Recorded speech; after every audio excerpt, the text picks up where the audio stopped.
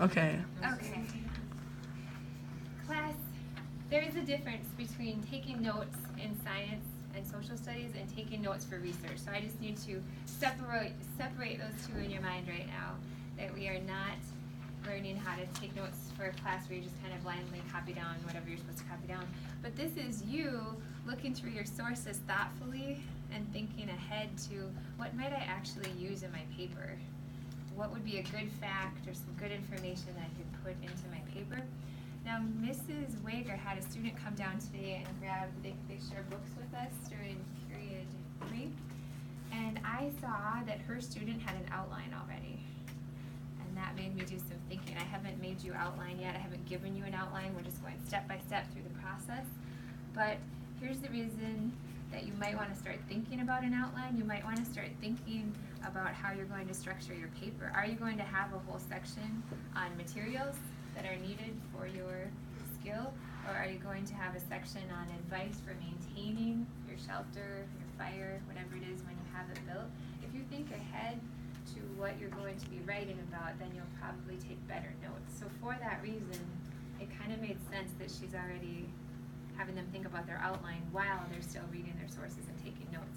I'm not going to give you one yet if that's okay. I'm just giving you the idea of thinking ahead to what you're actually going to write in your paper. Only take down notes that you think will be truly useful to you in your paper. Okay, so 8th graders take 20 notes. The English department got together and aligned our numbers. 9th grade takes 30 notes. 10th grade takes 40 notes. 11th grade takes, I'll bet you were thinking 50. 60. But it depends what path you go. If you stay in regular English, you'll have different assignments from if you take dual credit college level. So there's not really a set number. It depends on what you take for those years. But just know that this number keeps stepping up year after year. Now I made note cards with training wheels. There's an analogy for you to use this year. I copied enough so that everybody could have a set of 20, the required number. You just need to take a scissors one day, not today, one day when you're ready to use them, cut them apart, use a paper clip, and you would have a stack of note cards. If you don't want to do the old-fashioned paper note cards though, I invite you to be a pioneer this year. With Noodle Tools, they have the digital note cards, just like on those tabs where you pick sources, you can pick note cards. I think that's where it's at. And you could take digital notes. You could type them in on Noodle Tools. If you do that, you truly are a pioneer. There's no one going before you. There's no one going, well, maybe beside you, if someone else decides to try it too. But I'm not even ahead of you or beside you because I haven't done this before. You would be trying something brand new. So I invite you to do that. You get the same credit if you take digital notes in Noodle Tools as if you just write out old-fashioned note cards on paper. You'll get to make that decision. I'm going to still teach the skill of note-taking as if you're writing on a note card. If you do it on Noodle Tools, you do the same thing, you just type it instead. So on your note cards, here's what I need to see. Please write with me if you can. You can choose, when you're reading a source and you find something really good, you can choose to summarize, paraphrase, or quote. We can't think of a fourth thing to do, so that's all we've got. 3 choices when you come across new information that you want to use in your own paper. So draw swoop with me. You can summarize, and that means to condense, to make shorter, to just pick out the main idea. You might read this whole column of information, but you just pick the main idea. That's summary. You'll end up doing that quite a bit, especially with longer sources. You can't use everything. You have to summarize a paragraph or a section. You can also choose to paraphrase, draw a swoop. If you paraphrase, you are rewording. And when you reword, it's not like you're condensing it or making it shorter like summarizing. You're just honestly putting it in new language, your words, maybe even longer than when you started, longer than the original, but it's in your own words. Mrs. Leverwood reminded us, you have to be really careful not to copy the structure and just change some of the words but keep the same structure. That's still plagiarism. You're still taking too much from that original source. So if you reword, also think about reordering, flipping the order of the sentence, restructuring, changing the words. You have to make it new, or else you will be called on plagiarizing, again, which is a 0 if you do it too much in your paper. A couple of accidental spots. You are still learning. I would just point it out to you. I'm not going to fail you. This is the year where you're figuring out what it means to plagiarize by accident, not even meaning to do it that way. Direct quotation, give me a swoop on that. That is just when you copy. You just copy words from your source. And those are the 3 ways to take a note. Now when you copy, I want you to add the word rare. You should do this rarely.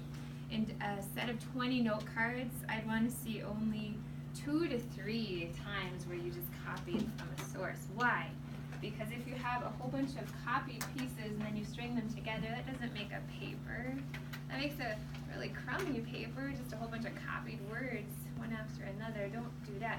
A paper is your voice, your idea, and you're just supporting it once in a while with evidence from a source, but it's still your idea on paper.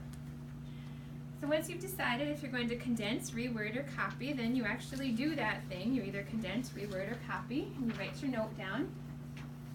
Here's some good news for you. You can only put 1 idea per note card. You are not allowed to put more than 1. You can't mix ideas on a note card. Why is that good news for you? Less notes. Right. How fast will those note cards go if the rule is you can't even put a second idea on the same card? It's going to go pretty quickly. You'll only get to copy down, transfer down 20 ideas then for your paper. Some people end up writing more notes because they want to, and they can, but you don't have to. Now let's talk about the heading. This is a keyword. So if you're flipping through your cards, wondering if you have some information on this or that, you don't have to reread the whole note. That would take a while. You just glance at the keyword and say, oh yeah, this card was about boiling water.